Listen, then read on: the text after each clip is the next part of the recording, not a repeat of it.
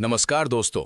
उत्तर प्रदेश के गांव-गांव में इस समय सबसे बड़ा सवाल यही है कि ग्राम प्रधान की सीट आखिर कब स्पष्ट होगी और 2026 में ग्राम पंचायत चुनाव कब कराए जाएंगे। हर गांव के लोग ये जानना चाहते हैं कि नई पंचायत का गठन कब होगा, नया ग्राम प्रधान कब चुना जाएगा और इस बार सीट किस वर्ग को मिलने जा रही है।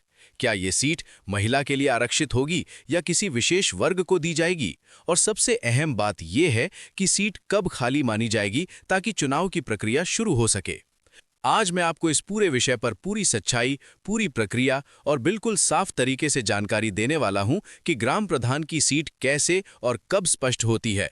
लेकिन सबसे पहले ये समझना बेहद जरूरी है कि ग्राम प्रधान की सीट किसी अफवाह, अनुमान या सोशल मीडिया की बातों से तय नहीं होती। अगर आप पंचायत चुनाव से जुड़ी हर सटीक और भरोसेमंद जानकारी सबसे पहले पाना चाहते हैं तो अभी इसी वक्त हमारे चैनल को सब्सक्राइब कर लीजिए ताकि कोई भी जरूरी अपडेट आपसे छूट न जाए। अब समझते हैं असली प्रक्रिया। ग्राम प्रधान की सीट पूरी तरह कानूनी प्रक्रिया और राज्य निर्वाचन आयोग की निर्धारित कार्यप्रणाली के अनुसार तय होती है। जब तक मौजूदा ग्राम पंचायत का कार्यकाल पूरा नहीं हो जाता और नई पंचायत चुनाव प्रक्रिया आधिकारिक रूप से शुरू नहीं होती, तब तक किसी भी सीट को क्लियर नहीं माना जाता। यही कारण है कि चुनाव की तारीखों को लेकर लोगों में अक्सर भ्रम बना रहता है। कई लोग ये मान लेते हैं कि सीट किसी एक तारीख पर अचानक खाली हो जाएगी, जबकि वास्तविकता ये है कि ये एक चरणबद्ध और नियमानुसार चलने वाली प्रक्रिया होती है। उत्तर प्रदेश में ग्राम पंचायतों का कार्यकाल निर्धारित होता है और जैसे जैसे वो कार्यकाल समाप्ति की ओर बढ़ता है, प्रशासनिक स्तर पर चुनाव की तैयारी शुरू कर दी जाती है। इस पूरी प्रक्रिया में सबसे पहला और अहम चरण होता है आरक्षण का निर्धारण। क्योंकि ग्राम प्रधान की सीट किस वर्ग को मिलेगी ये पहले तय किया जाता है और उसके बाद ही चुनाव की तारीख घोषित की जा सकती है।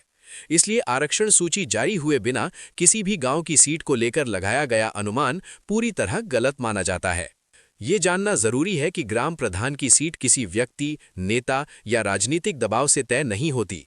ये पूरी तरह जनसंख्या के आंकड़ों और रोटेशन प्रणाली के आधार पर निर्धारित होती है। हर गांव में ये देखा जाता है कि पिछली बार सीट किस वर्ग को दी गई थी और इस बार किस वर्ग को प्रतिनिधित्व दिया जाना चाहिए, ताकि सभी वर्गों को समान अवसर मिल सके। इसी रोटेशन व्यवस्था के कारण कभी सामान्य वर्ग, कभी पिछड़ा वर्ग और कभी अनुसूचित जाति के लिए सीट आरक्षित की जाती है। यही नियम महिला आरक्षण पर भी लागू होता है।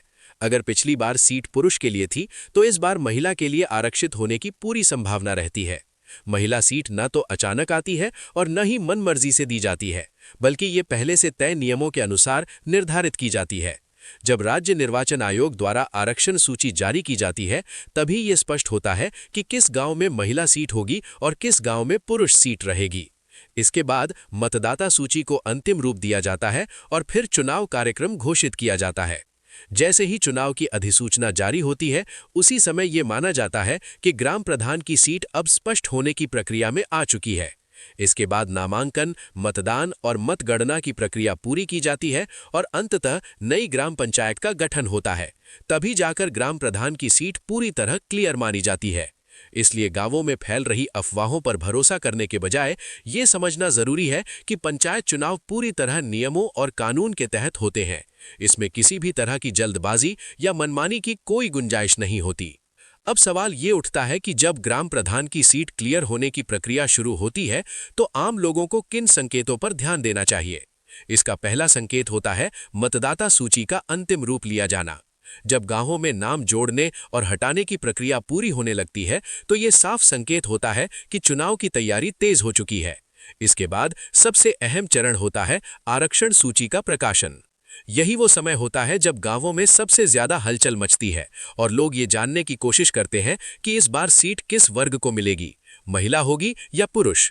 आरक्षण सूची पूरी तरह जनसंख्या और रोटेशन नियमों पर आधारित होती है। आरक्षण सूची जारी होने के बाद ही चुनाव कार्यक्रम घोषित किया जाता है और उसी के साथ आचार संहिता लागू होती है। इससे ये साफ हो जाता है कि मौजूदा ग्राम प्रधान का कार्यकाल अंतिम चरण में है और नई पंचायत का गठन अब तय है। अब सबसे ज्यादा पूछा जाने वाला सवाल ये है कि क्या इस बार सीट फरवरी में क्लियर होगी। तो यहाँ साफ साफ बता देना जरूरी है कि अगर चुनाव की तैयारी और आरक्षण सूची समय पर जारी होती है तो फरवरी के आसपास सीट क्लियर होने की प्रक्रिया शुरू हो सकती है। लेकिन इसका अंतिम निर्णय पूरी तरह आधिकारिक घोषणा पर निर्भर करता है। इसलिए गांव के लोगों को चाहिए कि वो किसी भी तरह की अफवाहों में न उलझे और केवल आधिकारिक सूचनाओं पर ही भरोसा करें। पंचायत चुनाव एक तय समय सीमा और नियमों के अनुसार ही कराए जाते हैं और वही अंतिम सत्य होता है जो राज्य निर्वाचन आयोग द्वारा घोषित किया जाता है। अंत में यही कहा जा सकता है कि ग्राम प्रधान की सीट को लेकर घबराने की जरूरत नहीं है। सही जानकारी, सही समय और आधिकारिक घोषणा पर भरोसा रखना ही सबसे समझदारी भरा कदम है। अगर आप ग्राम पंचायत चुनाव से जुड़ी ऐसी ही भरोसेमंद और सटीक जानकारी सबसे पहले पाना चाहते हैं तो अभी सब्सक्राइब करें।